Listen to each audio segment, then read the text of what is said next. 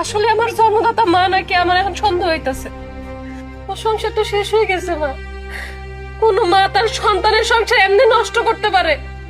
আমার জানা ছিল না। তোমার কারণে আমার ফেরেস্তার মতন শাশুড়ি রে কি অপমাননা করছি, বাড়ি থেকে বাইরে পর্যন্ত করে দিছি। শাশুড়ি কি চাইছিল? একটু থাকার জায়গা। আমরা যা খাই তাই তো খাইতে চাইছিল নাকি?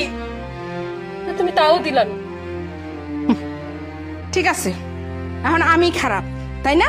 আর তোর শাশুড়ি সে হয়েছে এখন খুব ভালো, ফেরেস্তার মতো মানুষ। তো থাক তুই তোর ফেরেস্তা গুলোয়া, আমি গেলাম।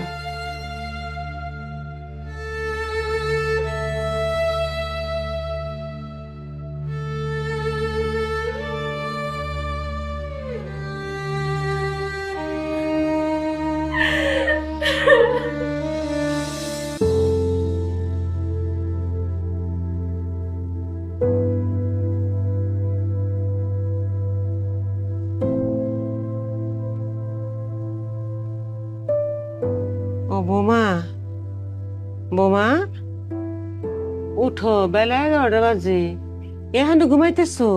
ঘরে বসে বেলা 11টা পর্যন্ত ঘুমায়? তাতে সংসারে অমঙ্গল হয় মা, উঠো। আপনারা না বলছে এসব কুসংস্কার আমারে বলবেন না। সকাল সকাল ডাকাডাকি শুরু করছে, ডাকেন না আমার ঘুমাইতে দেন। মা গো, এগুলা কুসংস্কার না, এগুলা বাস্তব কথা। ঘরের বউ সকাল সকাল ফজরের সময় উঠা ফজরের নামাজ পড়বা, ঘরের কাম কাজ করবা, তাইলে সে শরীর ভালো থাকবো, ঘরের আয় উন্নতি হইব। আমি যখন এই বয়সে ছিলাম তখন এই নিয়মেই চলতাম গো মা। সমস্যা কি আপনার আম্মা? আপনারা না বলছে আপনার সাথে আমরা তুলনা করবেন না? আপনি তো নিজের মহাপণ্ডিত মনে করেন। না, পণ্ডিত নিয়ে আপনিই থাকেন। আমারে সকাল সকাল কখনো ডিস্টার্ব করবেন না। আজকেও যে করছেন এটা অনেক বড় ভুল করে ফেলাইছেন আপনি।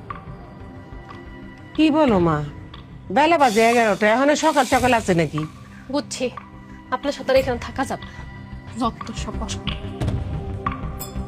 ঠিক বলছো মা, তোমার সঙ্গে থাকলে আমি এসব অনিয়ম সহ্য করতে পারুম না, আর আমার ছেলের সংসার ভাইসা যাক সেটা আমি সহ্য করতে পারুম না। আশ্চর্য।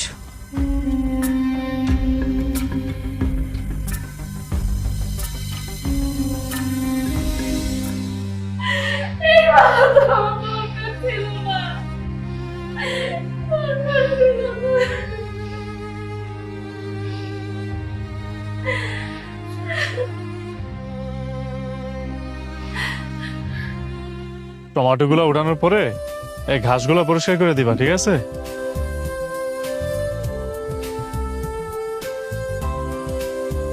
হৃদয়,